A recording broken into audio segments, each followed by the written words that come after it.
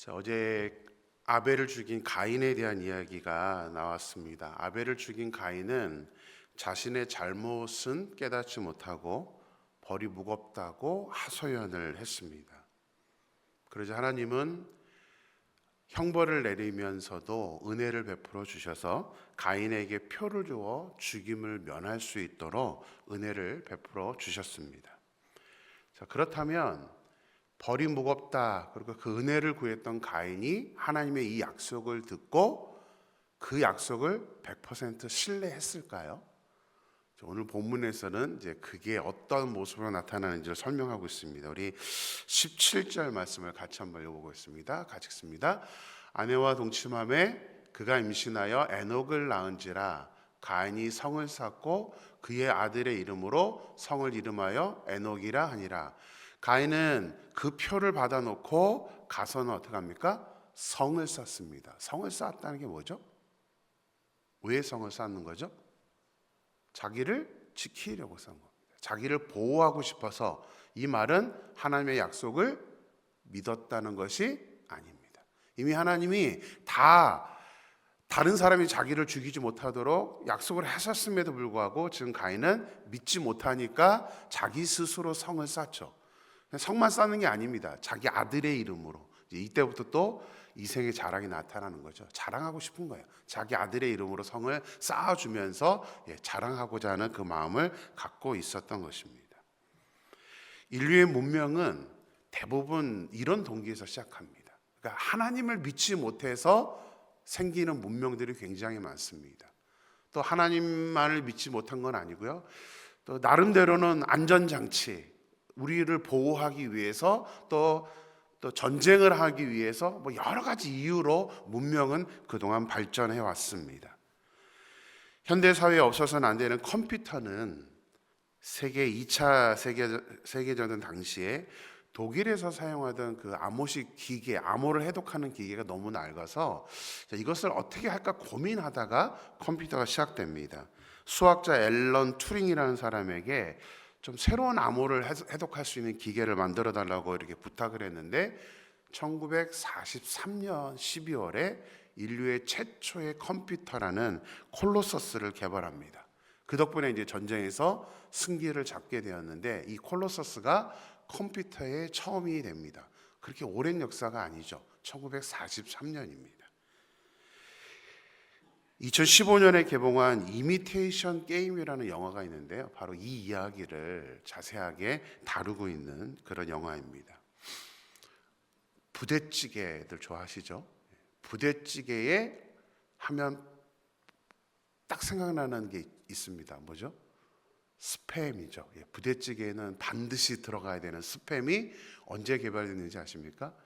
1차 세계대전 당시에 개발됐고요. 2차 세계대전 당시에는 이게 이제 굉장히 많이 보급이 됐습니다. 그래서 아주 사랑을 받았던 것이 바로 우리가 즐겨 먹는 스팸이죠.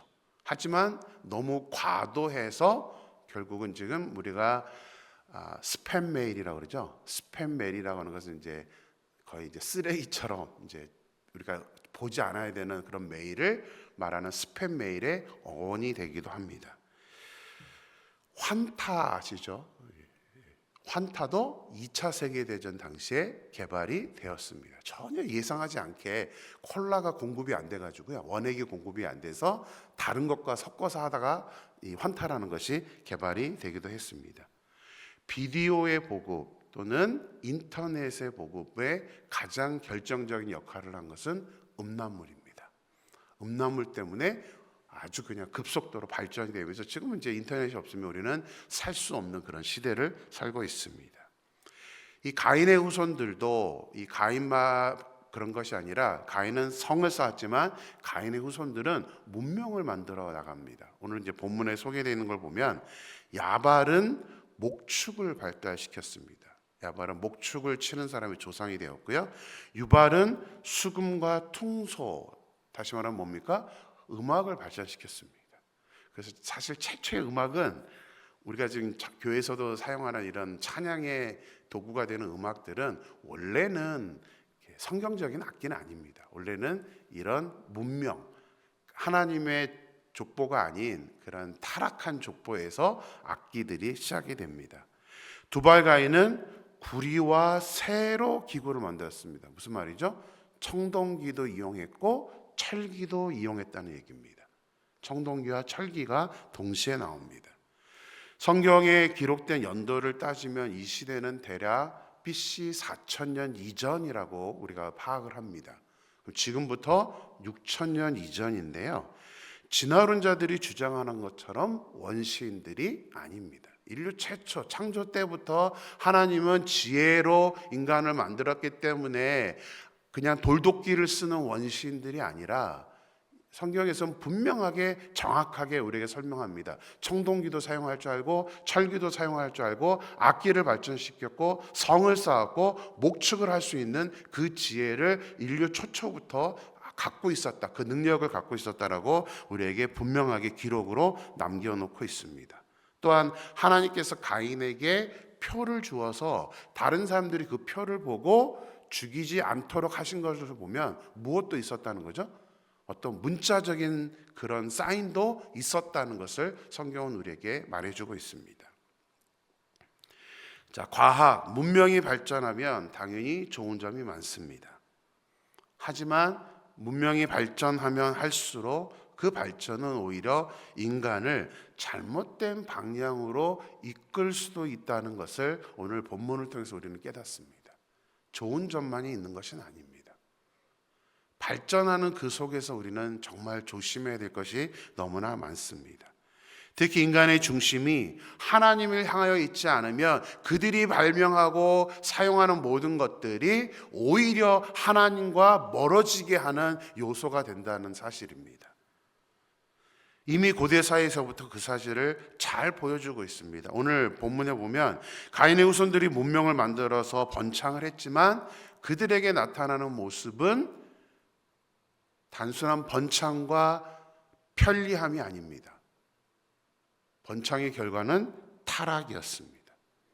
그래서 오늘 본문의 성경은 대표적으로 라멕의 타락을 소개하고 있습니다. 우리 23절 말씀 같이 보겠습니다. 23절 같이 읽습니다. 라멕이 아내들에게 이르되 아다와 실라여 내 목소리를 들으라. 라멕의 아내들이여 내 말을 들으라.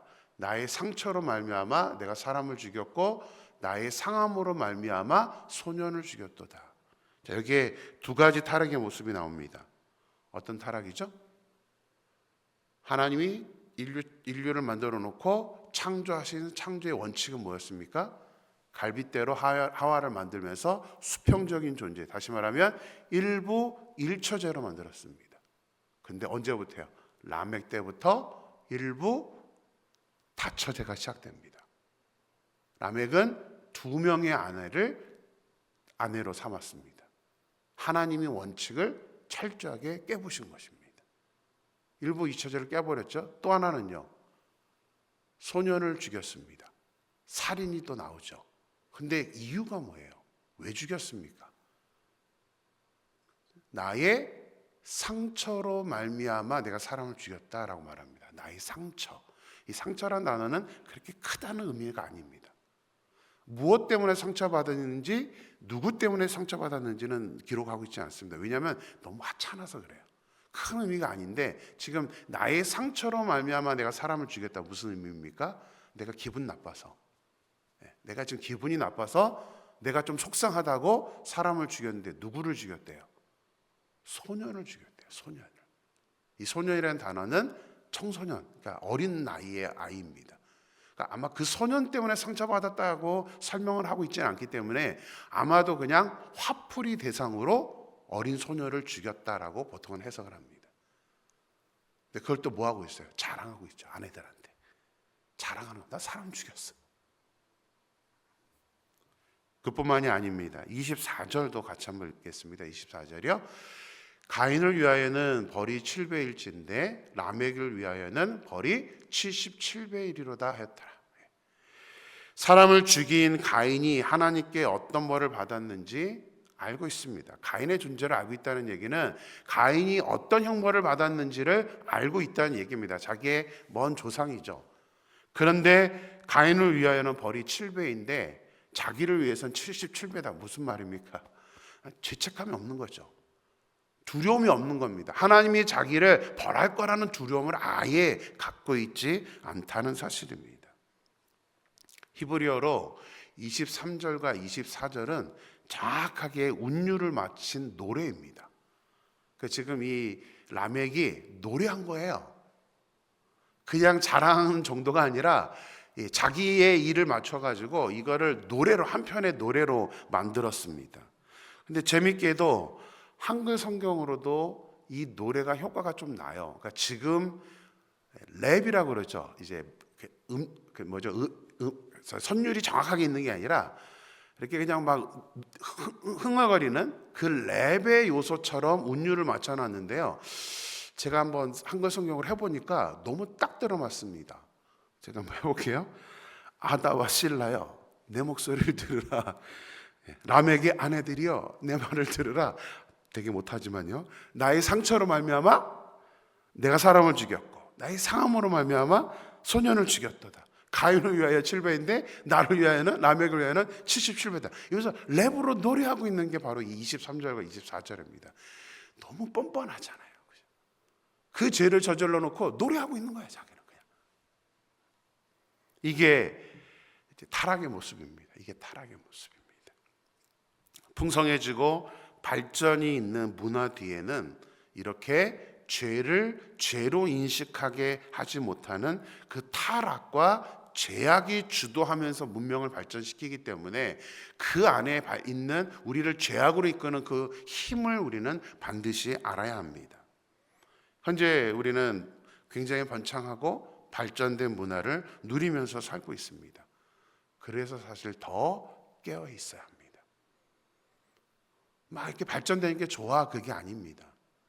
그래서 우리 요즘 이제 아이를 낳아서 자녀를 키우는 사람들은 절실히 느끼는 것 중에 하나가 있습니다. 그게 뭔지 아세요? 패드입니다. 패드, 핸드폰. 저희 딸도 아직까지도 아이한테, 저희 손자한테 어떻게 하든 영상을 안 보여주려고 합니다. 왜냐하면 그 영상이 오히려 우리의 자녀들을 망치게 하기 때문이에요. 영상을 많이 보는 게 좋은 게 아니라 우리의 뇌 구조를 굉장히 단순화시킵니다, 영상이. 그래서 아이들한테 의식이 있는 아이들은, 의식 있는 부모들은 최대한 영상을 안 보여주려고 노력을 합니다. 저는 그게 옳다고 생각합니다. 그만큼 문명의 문제점을 인식하고 있다는 사실입니다. 우리를 타락시키고 영적으로 무감각해 만드는 그 문명의 힘을 우리가 알지 못한다면 우리 역시 당시의 라멕과 같이 타락하면서도 죄악을 깨닫지 못하는, 그래서 너무 많은 우리의 영상들이나 어떤 현대 문명을 살다 보면 죄가 죄인지를 모릅니다. 그래서 가면 갈수록 죄를 자백하는 사람들이 점점 없어집니다. 인정 안 하려고 그래요. 제가 어렸을 때 미국에 와가지고 이렇게 레스토랑을 가면요, 미국 사람들이 굉장히 잘해주는 게 뭐냐면 저희 아이들이 어리니까 식당에서 막 뛰어다닙니다. 그러면은 미국 할머니 할아버지들이 또 미국 어른들이 저희 아이들을 불러요. 여기는 앉혀놓고요, 여기는 공공장소야. 그러니까는 함부로 떠들어서는 안 돼, 이러면서 가르쳤습니다. 아이들이 보니까 나중에 저절로 되더라고요. 왜냐하면 설교 듣기 싫어서. 한 20-30분을 앉혀놓고 막 이거는 이거고 이건 이거고 뭐 굳이 애들이 듣나 싶은데도 얘기를 해주더라고요. 근데 요즘 한국에서 아이들이 만약에 공공장소에서 잘못해서 뛰논다, 그래서 만약에 지적을 해준다 그러면 어떻게 부모들이 반응합니까? 당신이 뭔데, 그죠? 당신이 뭔데 우리 애한테 이런 말을 해? 이러면서 더 이상 이제 잘못을 잘못으로 가르치려고 하지 않습니다. 시대가 흘러가면서 이제 점점점 그렇게 된다는 사실입니다. 아벨이 죽자 하나님은 아담에게 이제 아벨 대신에 셋을 허락해 주셨습니다. 셋은 에노스를 낳고 이제 믿음의 계보를 이어갑니다. 가인의 후손들은 다양한 문명을 만들고 문화들을 만들고 번성을 해갔는데 믿음의 계보를 이은 셋과 에노스는 어떤 모습으로 살아갔을까요? 이게 우리에게 대조적으로 오늘 보여주는 모습입니다. 가인의 후손들처럼 그 문화와 문명을 누리면서만 살았을까요? 자, 오늘 본문에 너무나 명확하게 설명을 해주고 있습니다. 되게 간단해요. 4장을 마무리하는 마지막 구절 26절을 같이 한번 읽어보겠습니다. 같이 읽습니다. 셋도 아들을 낳고 그의 이름을 에노스라 하였으며 그때의 사람들이 비로소 여호와의 이름을 불렀더라. 앞에 설명과 너무 대조적이야. 딱 한 절 이렇게 설명해 줍니다. 근데 그때의 사람들이 비로소 여호와의 이름을 불렀더라. 여기서 그때라는 것은 셋이 에노스를 낳았던 그때를 의미하는 것은 아닙니다. 지금 라멕과 대조하면서 지금 라멕 앞에는 이제 여러 세대가 내려오죠. 그러니까 셋이 에노스를 낳고 그 후에 이 셋의 후손들을 의미하는 것이 바로 그때라는 단어인데요. 가인 이후 라멕 시대까지 이 타락하는 그 가인의 후예들과 다르게 셋의 후손들 에노스 이후의 자녀들은 여호와의 이름을 부르게 됩니다. 여기서 부르다라는 단어, 그러니까 여호와 이름을 불렀다가 무엇일까를 제가 이제 히브리 언어를 찾아봤습니다. 부르다라는 히브리 단어는 부르다, 하나님의 이름을 호칭하다라는 뜻만 있는 게 아닙니다. 도움을 청하다라는 뜻도 있고요. 근데 이 똑같은 단어가 다른 성경에서는 이게 히브리어로 카라라는 단어인데요. 다른 성경에서는 더 많이 번역된 게 무슨 뜻이냐면 찬양하다라는 단어입니다. 찬양하다. 그러니까 셋의 후손들은 가인의 후손들은 문화 만들고 그거 누리면서 살아가고 있는 동안에 셋의 미림의 후손들은 뭐 하고 있었던 거예요? 하나님을 찬양한 거예요. 하나님을 찬양하고 있는 그 모습을 오늘 본문은 설명을 하고 있습니다. 로마서 12장 2절을 같이 한번 보겠습니다. 같이 읽습니다. 너희는 이 세대를 본받지 말고 오직 마음을 새롭게 함으로 변화를 받아 하나님의 선하시고 기뻐하시고 온전하신 뜻이 무엇인지 분별하도록 하라. 하나님은 우리에게 분명하게 또 아주 강권적으로 말씀해 주십니다. 너희는 이 세대를 본받지 말라. 너희는 이 세대를 본받지 말라. 이건 명령문입니다. 본받지 말라. 이 세대에 흘러가는 것을 우리가 인식하지 않고 그냥 따라하다 보면 우리도 역시 타락하기 때문에 하나님은 우리에게 이 세대를 본받지 말라라고 말씀을 하고 있는 것입니다. 특별히 간청하는 것은 뭐죠? 마지막에 분별력입니다. 분별력. 어떤 게 좋은 건지 어떤 게 나쁜 건지를 반드시 분별하라고 말씀해주고 있습니다. 우리도 지금 급속도로 문명과 문화가 번창해가는 시기를 살고 있습니다. 최근 3, 40년은 정말 과거 2000년의 발전과는 비교도 안 될 정도로 엄청나게 발전이 되고 있습니다. 그 사이에 우리가 정신을 차리지 않으면 우리는 이 세대를 그냥 본받고 같이 따라갈 수밖에 없습니다. 그렇기 때문에 더욱더 분별력이 필요한 시대입니다. 셋의 후손들이 이 세대를 본받지 않고 하나님의 이름을 찬양하며 경건한 생활을 주로 했던 것처럼 소망하는 것은 우리도 오늘 로마서 12장 2절 말씀처럼 마음을 새롭게 우리가 다잡고 우리가 변화를 받아서 하나님의 선하시고 기뻐하시고 온전한 뜻이 무엇인지를 분별하면서 하나님이 기뻐하는 경건한 생활에 우리의 많은 시간들을 쏟을 수 있는 저와 여러분의 삶이 되기를 주님의 이름으로 축원합니다. 기도하겠습니다.